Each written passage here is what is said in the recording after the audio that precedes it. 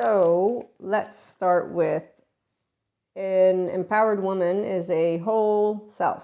My inner child, my 0-1-year-old attached panicky, my 3 to 7 shame submissive, my freeze of all ages, my flight 11, 12, and my fight 14, 15, 16, they're all asleep. I'm attachment and trauma informed. And I'm a 5D mystic enlightenment soul age group. And you can be an enlightenment person. You don't have laundry when you have a good relationship with your gooey, ooey, ooey, whole 3-year-old self. And your self is a verb, and it's consistently expanding if your mind is your friend, your left mode, integration of the brain. So I got lucky. I got determined in a securely attached human being body right here, and then I got to learn how to self-regulate in my higher social engagement system. Lucky me. So I'm always curious, open, accepting, and loving when I'm around anybody. Doesn't matter if they're envious, jealous, spiteful, if they make some backhanded comment. In fact, I don't even notice. They think I'm stupid, but no, the reality is their words don't matter because my worth doesn't depend on them. I don't need to be loved by them. I already have a securely attached human being called mother. And if I'm a cockroach, I'm still loved. So there you go. That's what it means to still be a child inside and then look outside and be like, wow, society, I don't really care what you have to say.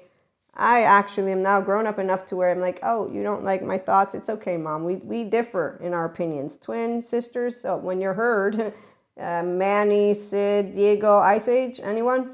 And so this is why an empowered woman is basically a human being who's not going to go around saying, let me be rude to you now, because those are all teenagers, the fight response. Yeah, it's unfair. I'm going to stand up in my sympathetic and continue being a modulated version of myself. No, embodiment. I'm a restorative embodiment self. You can be here too.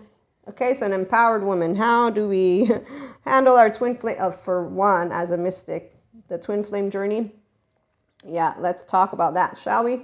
Because there's a lot of spirituality bypassers. They're not spirituality, in fact, because they don't move beyond the solo self. And I'm going to use Elsa's journey. So they're on Elsa's journey, which is a codependent type human being. They could use a good therapist to resolve their unfinished business from their 0-1 to 8, but they're not doing it. They're on Elsa's journey, actively living what is when your default mode network gets alive with pseudo-aliveness. So the entire twin flame is like drama, like a TV show, creating that drama, the biochemistry of drama, but they're living it outside.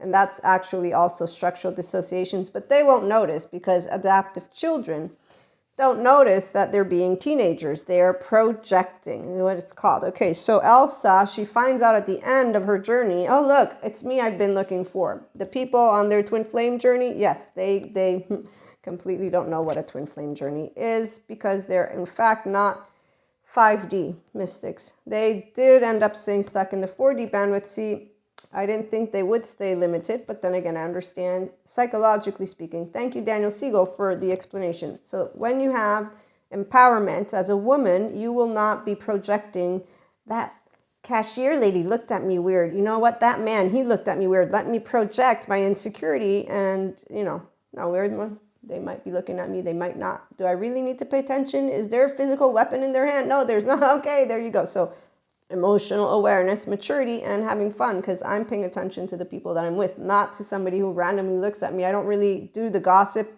That's for teenagers. Again, they're living on like soap opera land. Okay, so when your mind is your friend, it's because your body is your friend too, and that's called empowerment. And that is why you're always in a alive state. It's called my left and right mode are integrated. They work together. Wait, Daniel Siegel, all hands on deck. Thank you, Daniel.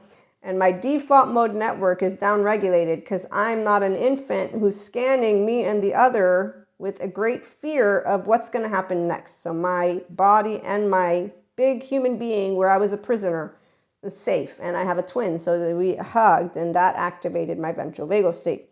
So when you learn about how your embodied brain works, I'm explaining what a restorative embodiment person can tell you all about how I didn't lose consciousness, meaning I'm still connected to the sphere. In fact, it's beautiful. I didn't lose my innocence. Unlike those who are childhood trauma survivors who heal, and like Patrick Tiahan shares, he's a therapist, and he says, my biggest regret from my childhood, or one of my biggest regrets, is that I was not kind. I was unkind. Unkindness because he didn't trust in humanity. He had emotional a lot of things. For me, it's different. I'm like, wow, teenagers, they're all unreliable. What should I do? Should I follow them? No, I think I'm going to listen to my mom. How she says, don't follow them, or are you going to follow them if they go and, throw themselves off a bridge? Nope, I like life. I'm going to make a difference. I'm going to share how coherence works. Thank you, Jesus.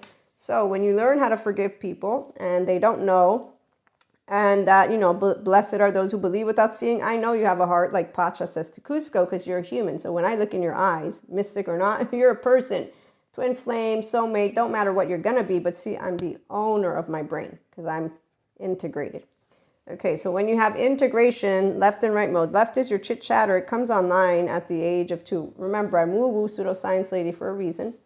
And the right deals with all that comes up. So when you have a body that is amazed, my favorite childhood memory is my 3-year-old self.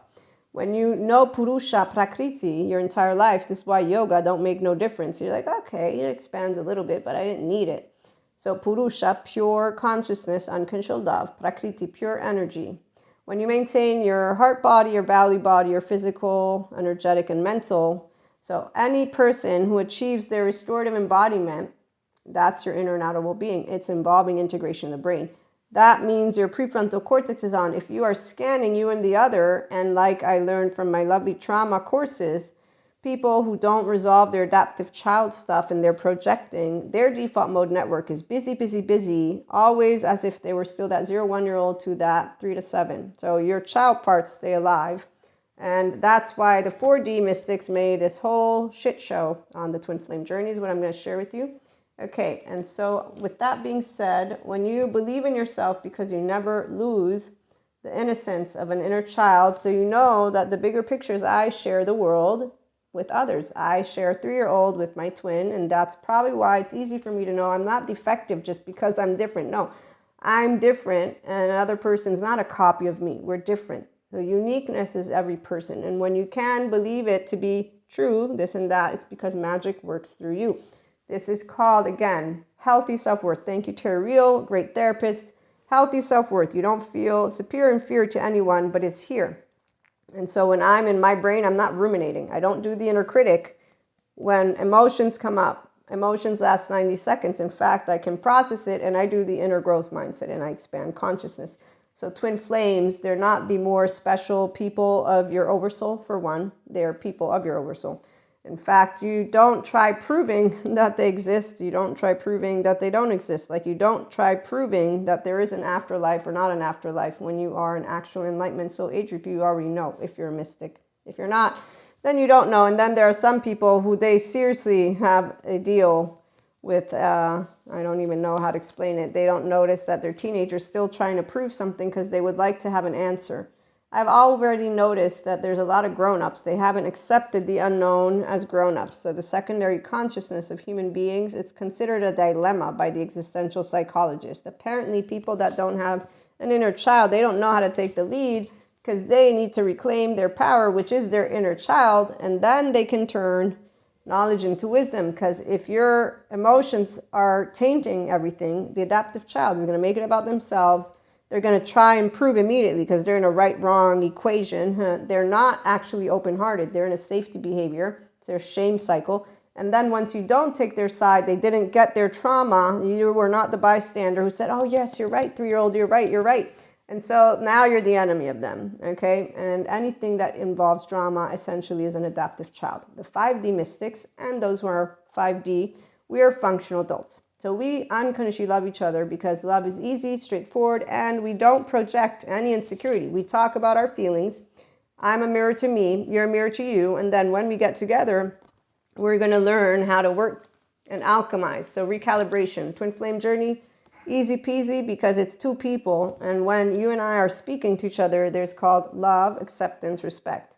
So you get to be just as beautiful as you are. If you choose to be your adaptive child, well, you're going to show up fully and completely. No, you're going to show up as a child version of yourself. But I, on the other hand, will be able to be wise and loving and discerning and know how to handle you, like Pacha handles a Cusco, because anybody who's an adaptive child is still blinded by not knowing how to deal with the unknowns, uncertainties, and unwanteds of life. I do know how to deal from within, with flow, thanks to my chit-chatter, not being an enemy of anyone. So empowered women, everybody is amazing, just the way they want to lead life, and we continue building 5D relationships. Tune in.